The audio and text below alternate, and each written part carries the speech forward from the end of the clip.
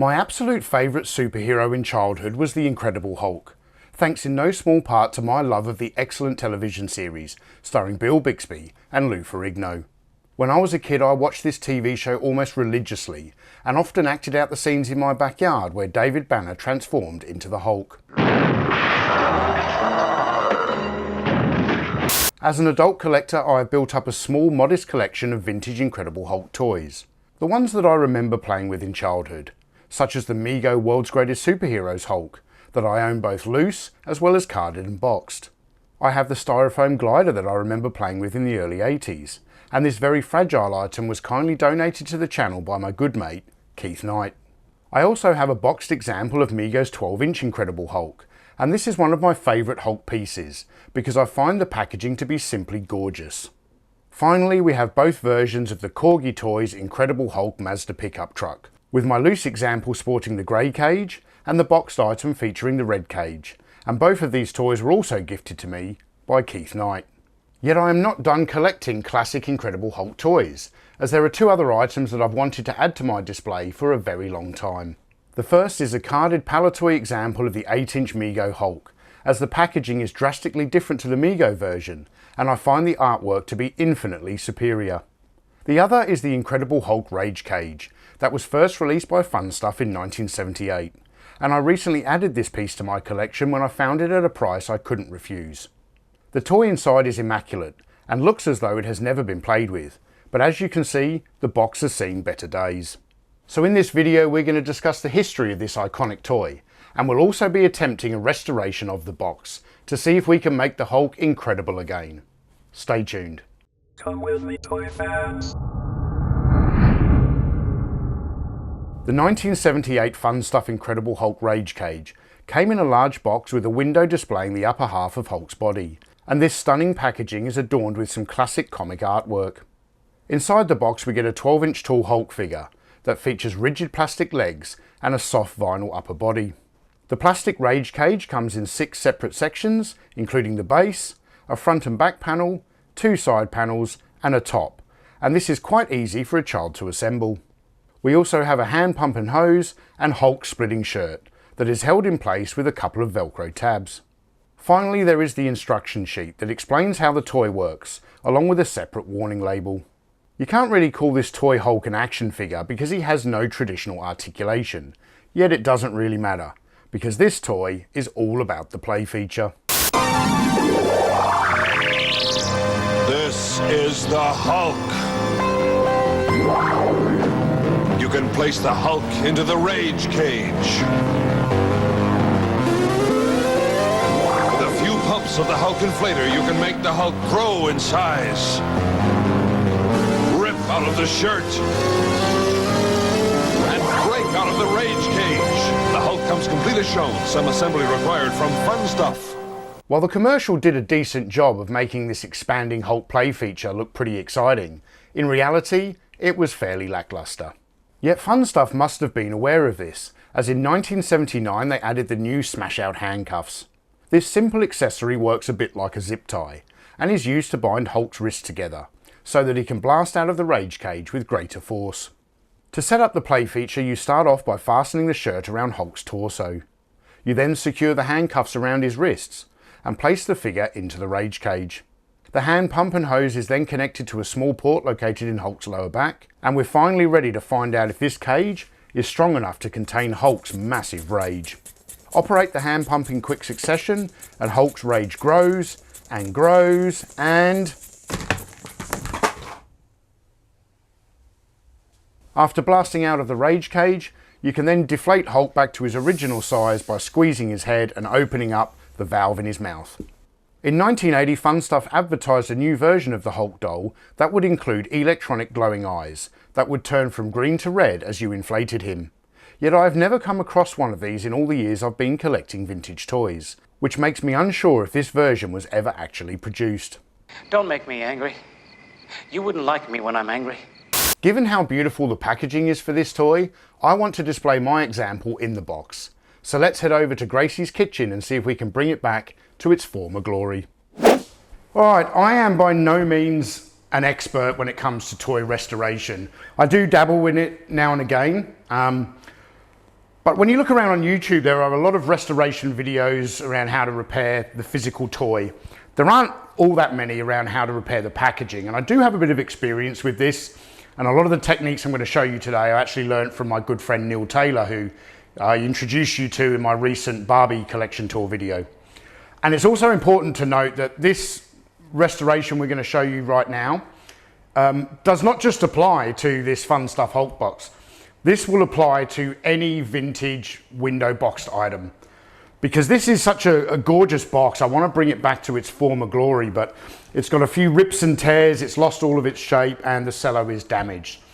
So the first thing we need to do with a box of this type, first of all, you need to identify where the seam is. Every one of these seams, because these boxes were produced on a flat piece of card with folds in them, and they all tend to have a seam somewhere where they're glued together to form their shape. And what we need to do is split open this seam so that we can get it out flat and iron it. So let's get this seam opened first. And what I do with this is I want to use a kettle. So as the kettle starts to boil and steam up, you want the steam over the seam, and we're going to start pulling it apart. And this is where tweezers are handy, or otherwise you're going to burn your hand. Now this steam is going to help release the glue. As you can see, we're starting to get it apart. So it's just a matter of patience and trying not to burn your hand. Safety first, folks. All right, now that we have the box all opened out flat, this is when I want to iron it. So you're going to have to fold over all the damaged pieces.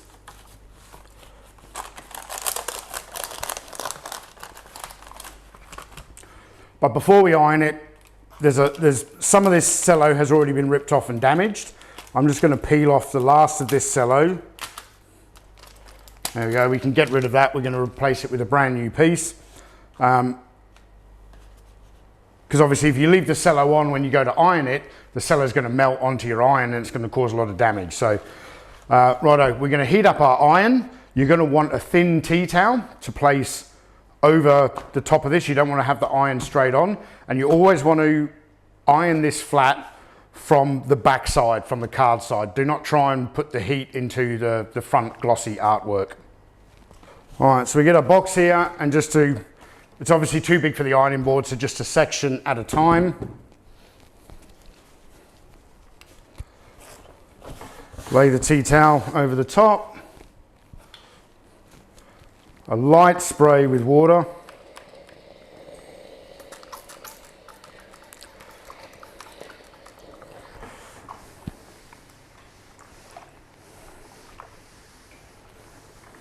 Now this is going to be the trickier part of the box to actually iron flat, because this is where there's quite a bit of the damage and it's creased and folded.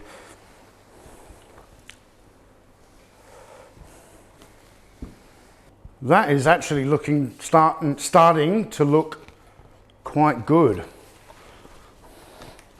All right, I want to iron flat this top section here.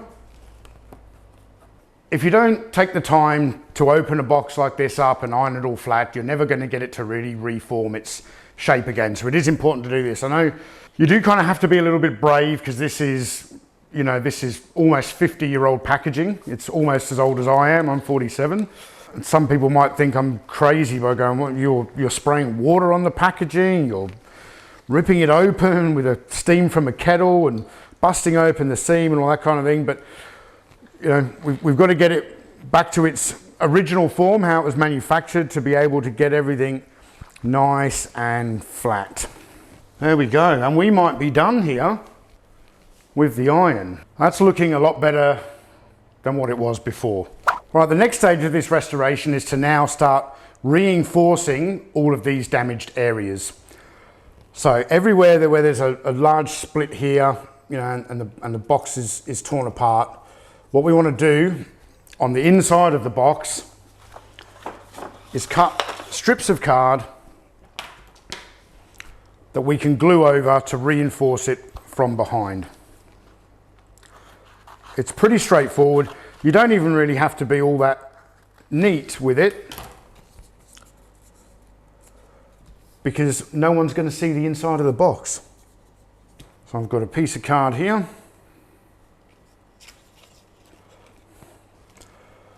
Apply some craft glue.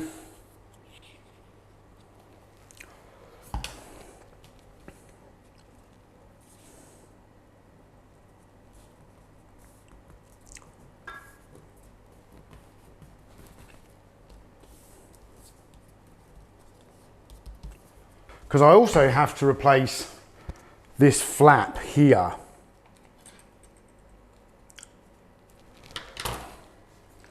So I'm going to cut a piece of card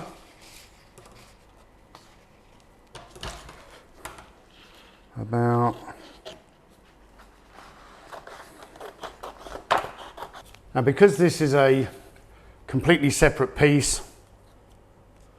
When I go to glue this one on, and it's the corner flap, so I'm putting on a piece of card, gluing on a piece of card that I've folded to reinforce this join.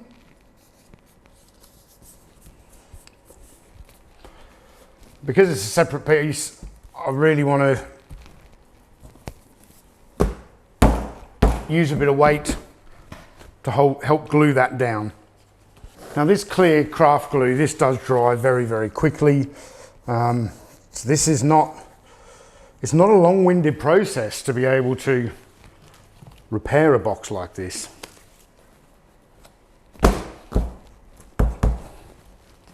All right, and I think we're looking to be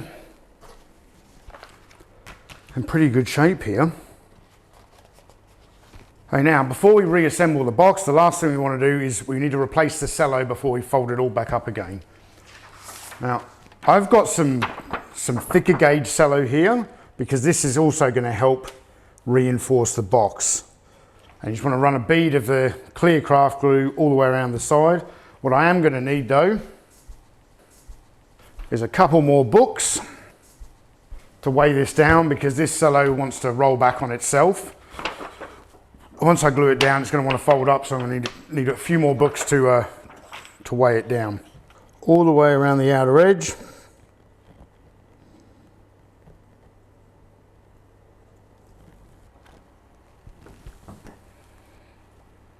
Trying carefully not to get glue on my fingers.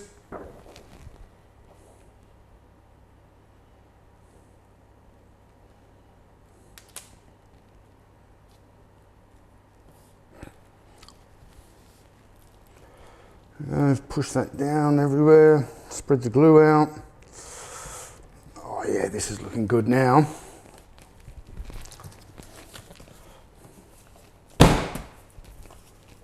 Couple of books.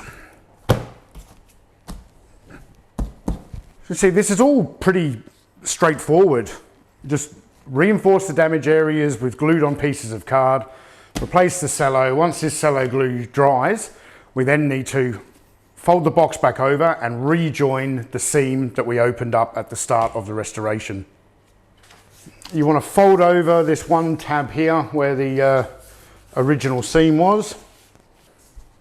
Fold the entire box over, and it should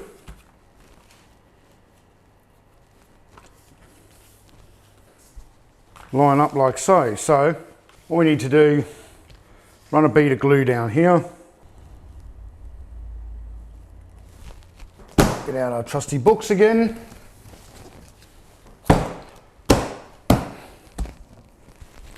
And give that a moment to dry. And now we have the shape of our box is back. It's looking good. Put the backing insert into the box.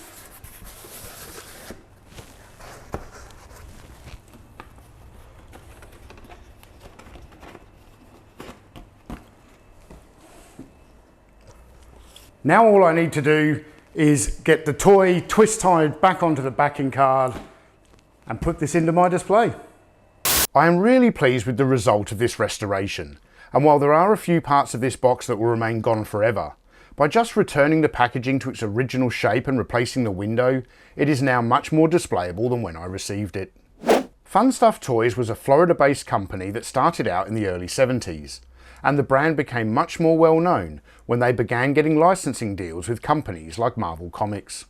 The Incredible Hulk Rage Cage is one of their most well-known toys, and this product was part of a larger line called Aniforms, which also included inflatable versions of Frankenstein, Dracula and Popeye, as well as fellow Marvel character, The Thing. This is the Thing! With a few pumps of the inflator, you can make the Thing expand in size.